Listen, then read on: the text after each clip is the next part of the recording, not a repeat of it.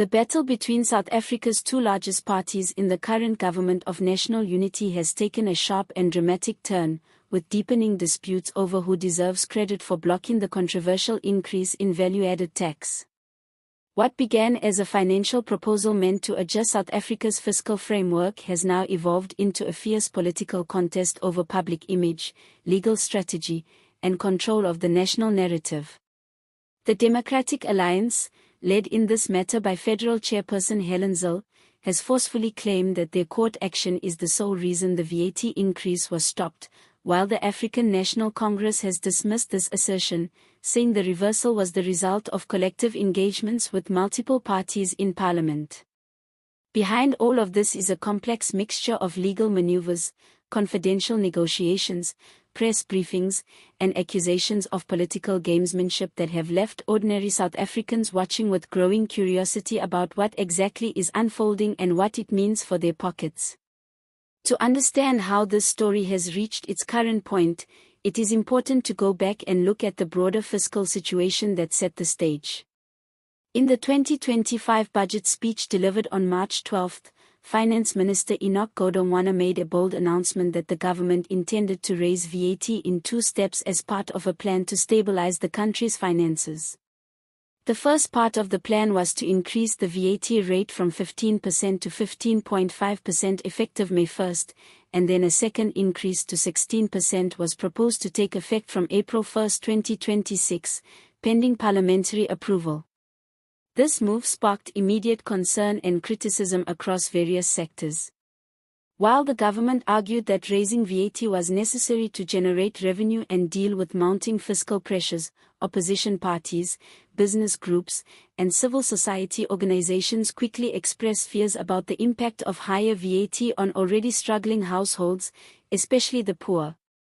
Historically, VAT increases have been politically sensitive in South Africa because of their broad and regressive impact, meaning that they tend to hurt low-income earners the most, as VAT applies to most goods and services purchased by consumers. The last time VAT was increased was in 2018 when it went up from 14% to 15%, a move that had already drawn significant backlash at the time. Against this backdrop, the Democratic Alliance decided to challenge the legality of the 2025 VAT increase in court, arguing that the process violated procedural and constitutional requirements and would place undue burdens on citizens. According to Helen Zille, the DA received a call from their legal team informing them that Finance Minister Godongwana wanted to settle the matter out of court.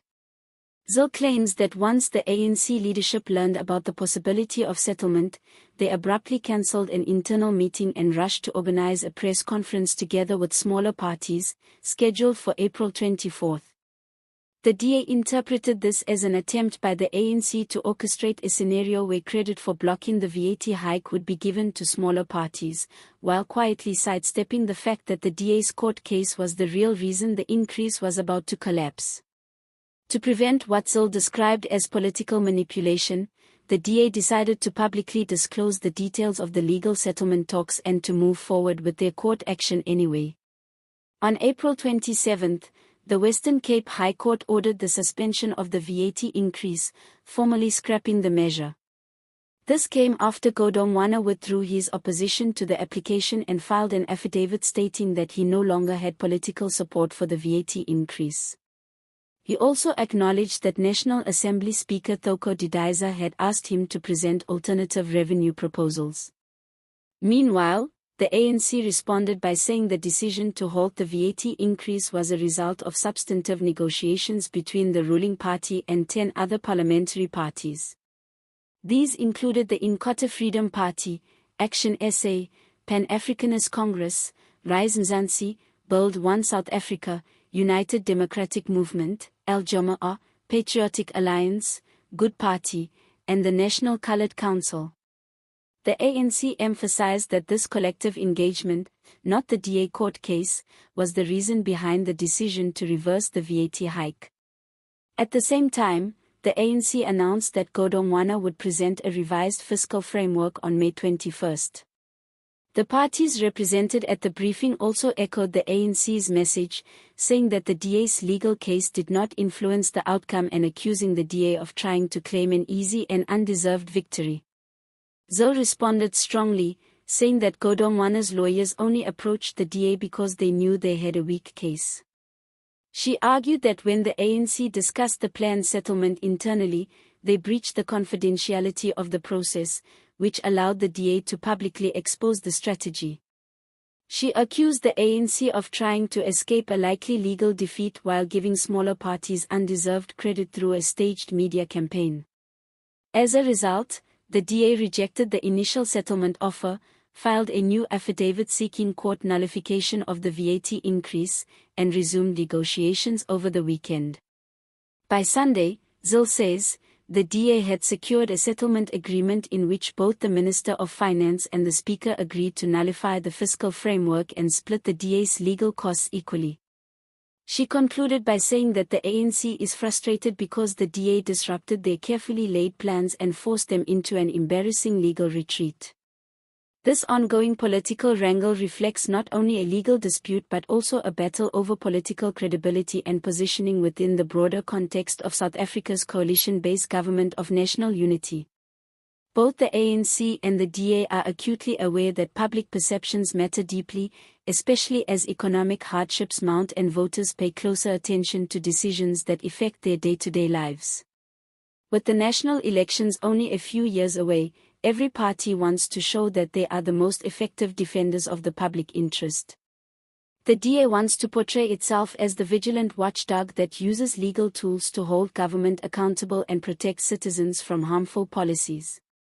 The ANC, in contrast, wants to emphasize its ability to build consensus with smaller parties and to project itself as a responsible governing force capable of listening to diverse voices in Parliament. Looking ahead, the future implications of this VAT controversy are significant. Firstly, it raises questions about how the government will fill the revenue gap left by the abandoned VAT increases. Without these funds, budget deficits could widen further, placing additional pressure on South Africa's already fragile public finances. Godongwana's revised fiscal framework, expected on May 21st, will be closely scrutinized to see what alternative measures he proposes to stabilize the budget. For you guys watching this, what do you think about the clash between the ANC and DA over the VAT issue? Do you believe the DA deserves credit for stopping the increase, or do you side with the ANC's version of events?